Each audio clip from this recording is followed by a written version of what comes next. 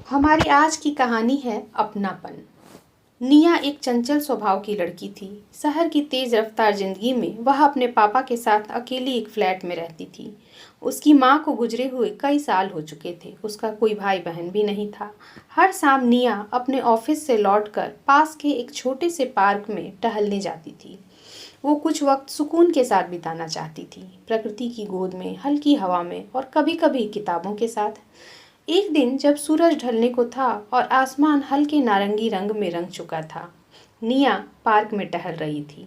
तभी उसने देखा कि एक बुजुर्ग जो उसे प्रतिदिन उस पार्क में टहलते हुए दिखाई पड़ते थे, अचानक ठोकर लगने से गिर पड़े।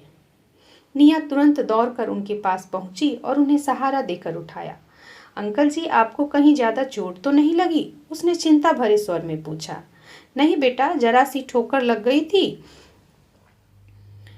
कुछ उम्र का भी असर है, बस अब ये टांगे भी कब साथ छोड़ दें क्या पता। निया ने उनका हाथ थामा और पास की बेंच पर बैठा दिया। उनका नाम था वर्मा जी, विनोद वर्मा।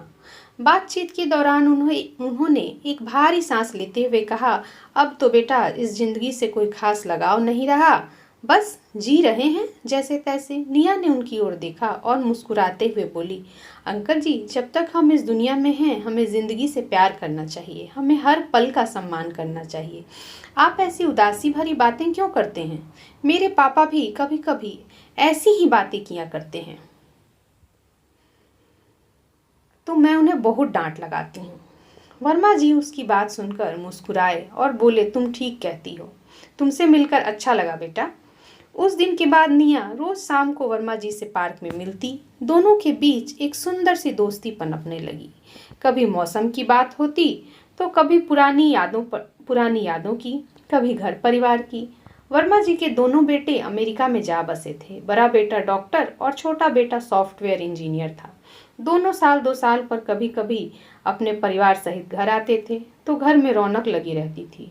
उनके जाने के बाद से फिर से वही एकाकी भरी जिंदगी। वर्मा जी को निया के रूप में एक ऐसी बेटी मिल गई थी जो उन्हें अपनेपन का एहसास दिलाती थी।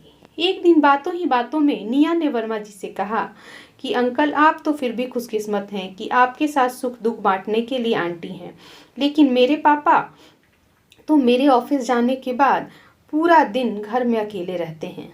एक शाम वर्मा जी ने निया से कहा, बेटा कभी अपने पापा को लेकर हमारे घर आओ, मैं भी उनसे मिलना चाहूँगा।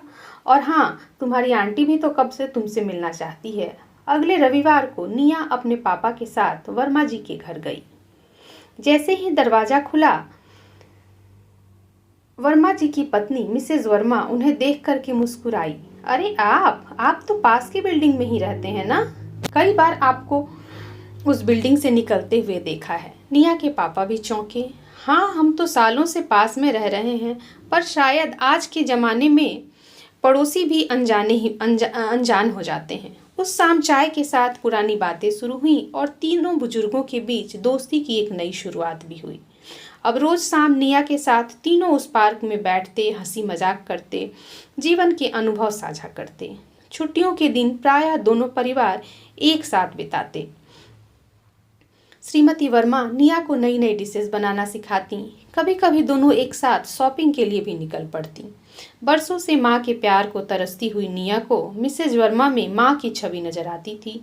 वही तीनों ही बुजुर्ग अब बड़े ही खुश नजर आते थे। निया उनके बीच एक पुल बन गई थी, अकेलेपन और अपनत्व के बीच का पुल। अब निया के लिए यह पार्क सिर्फ टहलने की जगह ही नहीं रहा था, वो अब एक रिश्तों की बगिया बन चुका है। दोस्तों, पहले के समय में रिश्तों का दायरा केवल अपने परिवार और बच्चों तक ना होकर संयुक्त परिवार, आस पड़ोस, नाते रिश्तेदारों तक फैला हुआ था। लेकिन आज हम जितना ही अपने छोटे से परिवार तक सिमटते जा रहे हैं, उतना ही समय के साथ हम उतने ही अकेलेपन का शिकार होते जा रहे हैं। जरूरी नहीं कि केवल खून के रिश्तों में ही अपनापन हो, जो समय पर हमारे सुख दुख का भागीदार बन जाए। आज के समय में वही हमारा अपना है।